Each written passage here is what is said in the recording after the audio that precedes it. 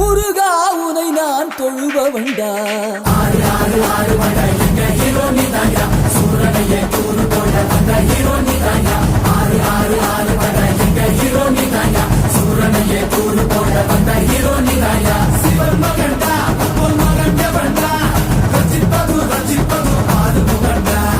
அறுத்தவன்டா சூரன் உடல் இரண்டா, பொங்குமலை சங்க தலை பதம் கொடுண்டா. ஓ ஸ்ரீ கந்தனே சரவ